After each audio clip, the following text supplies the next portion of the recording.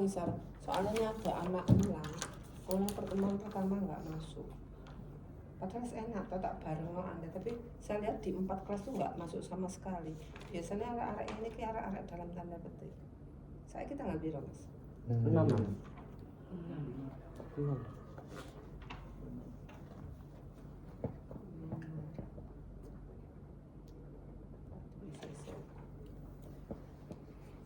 Nek wis biasanya cuma kumak. Anak angkatan jadul itu. Kalau muncul di 3 kelas itu gak pernah nemuin saya.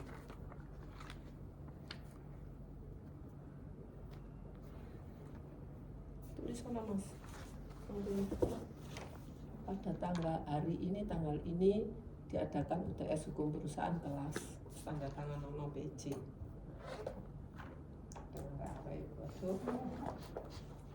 6 Maret 6.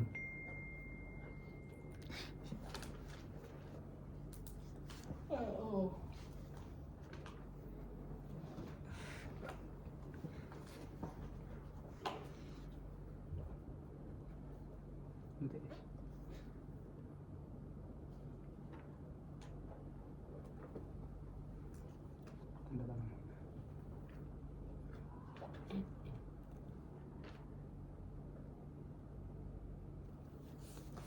Yes.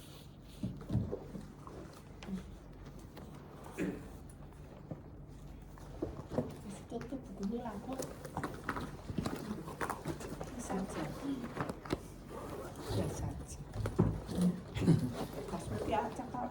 Sorry ya acak-acakan. Kemarin kan tak komentari jamu dicampur roti. Izinnya sudah beda, izin makanan sama izin obat. Kodenya juga sudah beda. Coba Stefanus jelaskan, perhatikan karena akan saya lempar. Kalau dia nggak bisa saya lempar sampai benar. Jelaskan pengertian perusahaan. Perusahaan merupakan suatu badan hukum yang dilakukan oleh perseorangan atau lebih untuk mendapatkan hasil. Salah mas. Bener no, Denny. Perusahaan itu dasar hukumnya ada dalam Undang-Undang Nomor 3 Tahun 1982 pada pasal 1B, yaitu perusahaan adalah setiap bentuk kegiatan untuk menjalankan sebuah usaha dalam wilayah NKRI untuk mencapai tujuannya yaitu laba. Coba mas benerin mas, perhatikan pertanyaan saya tadi. Kalau perusahaan itu badan usaha yang mana mereka itu bertujuan untuk mendapatkan laba.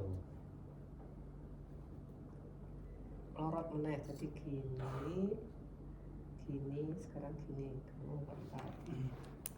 Perusahaan itu sebuah usaha yang berada di dalam negara Indonesia dengan tujuan untuk mencapai keuntungan.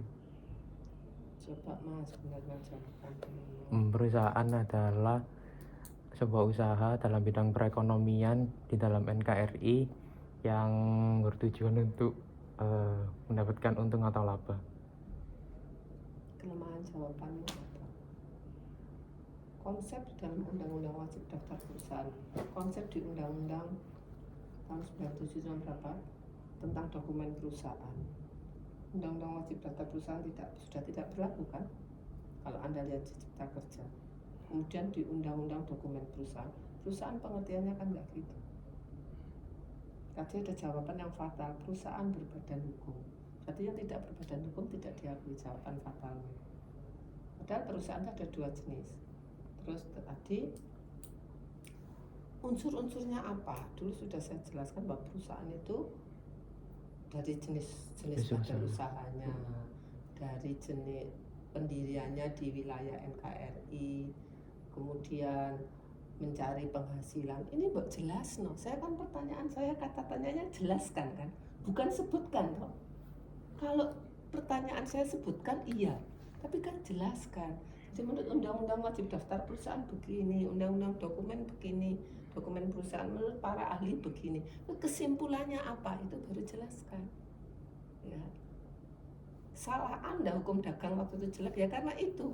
Anda nggak bisa menganalisis kata tanyanya what, who, where, when, why, how. Jelaskan. Tidak. Ya.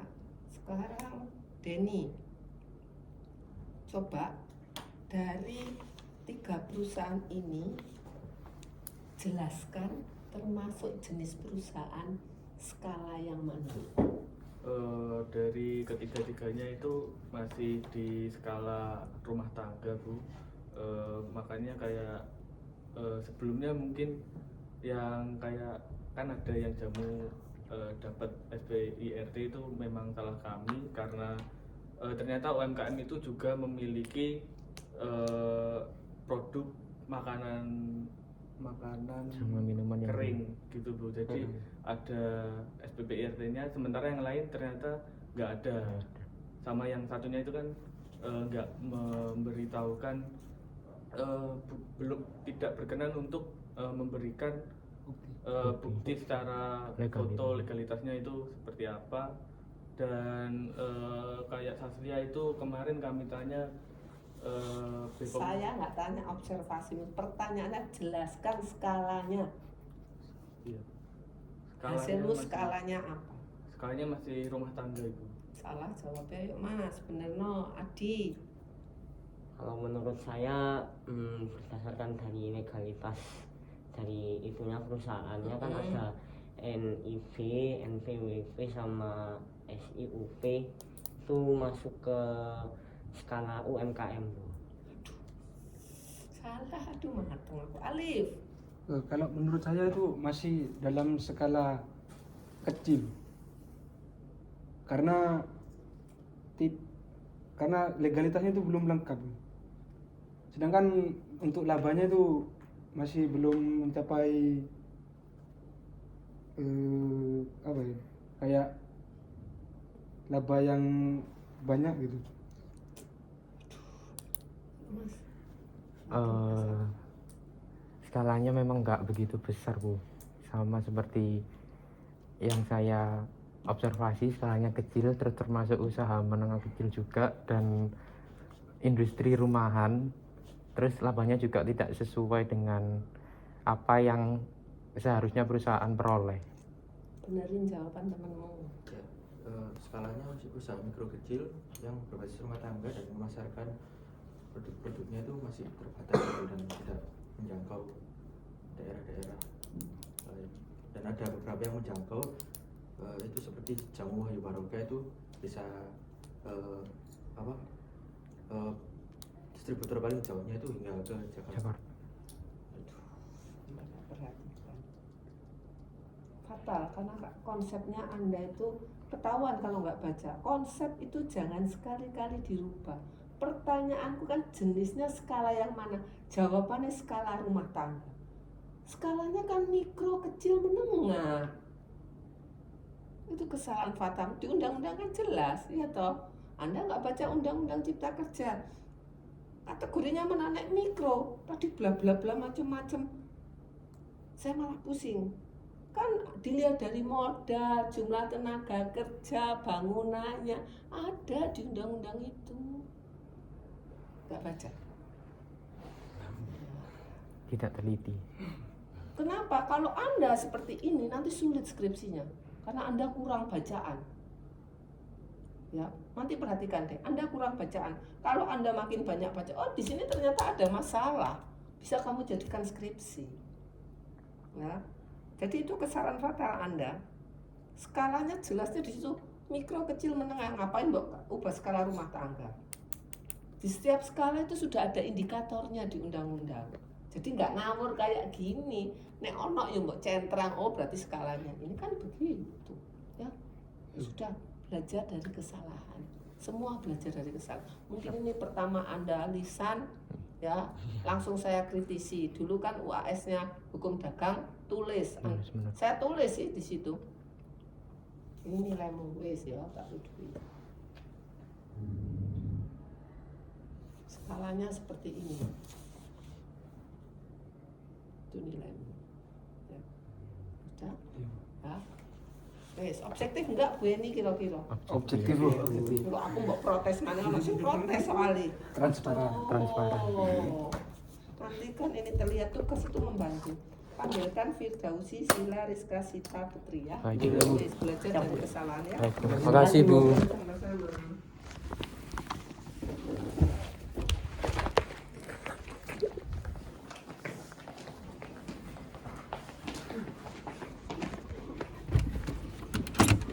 Surprise.